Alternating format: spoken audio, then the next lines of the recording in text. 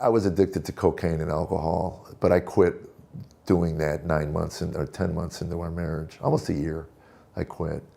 And then that just kind of put me on a road of recovery.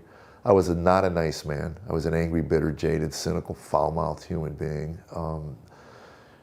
Very condescending at home. I just could not stop the rage. Just couldn't. I mean, I'd go weeks, months, but then eventually I'd explode and break a bunch of things and scream and holler like a banshee. I have a phobia of dairy. If it's been in the refrigerator too long, I don't care if it's well or not. I get a point and I throw it out. So anyway, she finds this piece of cheese in the trash, and I open the new one, and it just starts. Why did you throw it away? I don't want it. And then she says, well, it's perfectly good. I go, fine, you eat it. And then it just escalates. And I end up on a chair yelling at her, I don't want it. Can you hear me? Are you deaf? I don't want it. I don't want it. I don't want it. I don't want it. She falls to her knees and she's sobbing.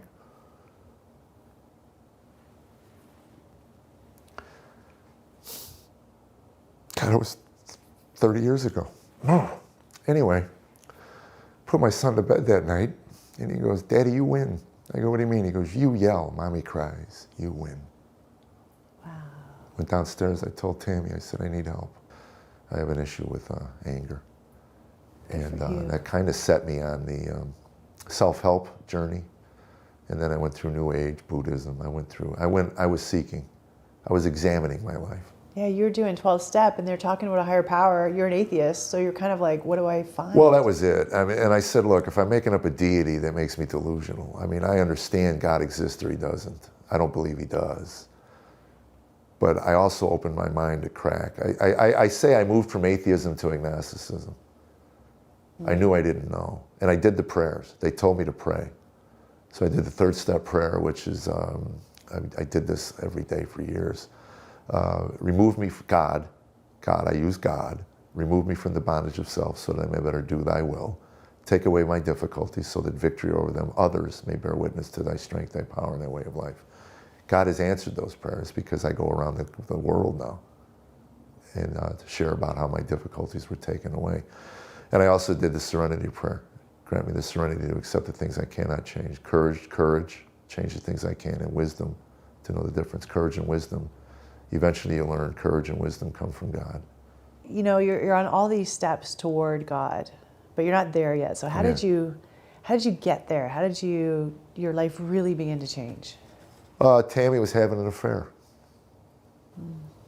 And when I found out about it, she was in California. We were living in Arizona. And I'm not breaking any trust. She shared this on a video. I told her to get home. I found out, I called her, and said, get home. And I was getting self-righteous. And it was one of those moments where finally it's not me. Finally I got.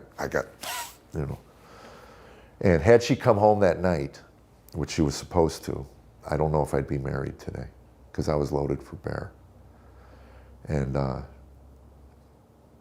wrestled with God that night. Paced my room like a caged cat, waiting for her to get home. And every time I'd get self-righteous, that little voice would go off inside me. Really? Remember the time you stood on a stool in the kitchen, and you remember the time you smashed all the dishes, remember the time, and there dozens of them.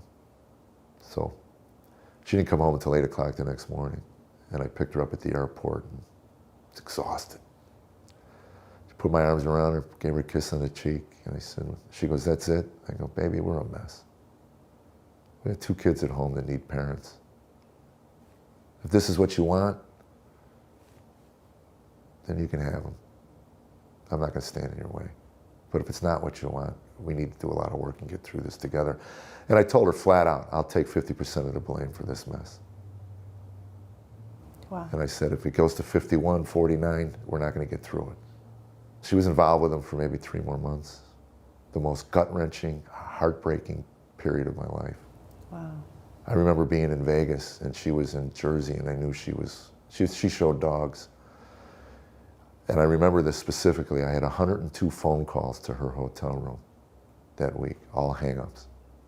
because I didn't want him to pick up the phone. But I tried to let her run its course.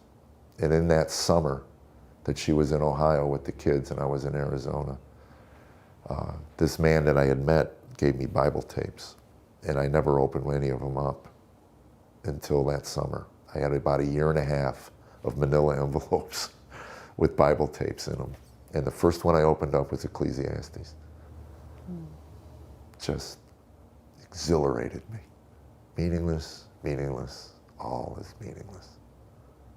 And what I got out of that first tape, first sermon I ever really listened to, 45 minutes, life without God will have no meaning. Without meaning in your life, there's no purpose. Without purpose, you might as well off yourself. Suicide. And I just jumped, because that was my 8-year conclusion. I didn't know it. I didn't know there was a name for it, but I was a nihilist. I was listening to all these tapes, and I was moving. I was really, something was stirring in me. And when I heard Genesis, a sermon on Genesis 1:1, in the beginning God created, and I found out later Francis Schaeffer called it the most pregnant verse in the Bible. It gives birth to everything else. In the beginning God. And I fell on my face. I called my friend Philip, and I said, there's a God. I know in my heart and soul there's a God. He goes, yeah, I know. I've been trying to tell you for like 1.5 years. And I go, yeah, but I didn't know that. He goes, what's your problem? I go, blasphemy, cursing him, denying him. And I, through this tears, I said, why would he want me?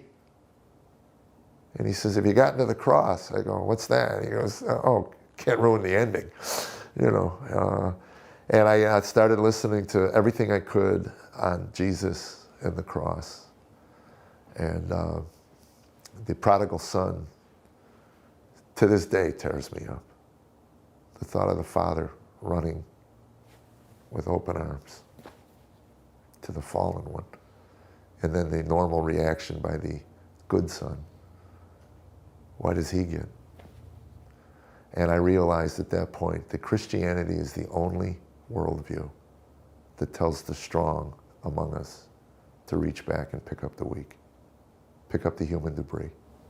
You know, I've always said when the world breaks a man or a human being, they just toss him in the trash heap and they leave him there.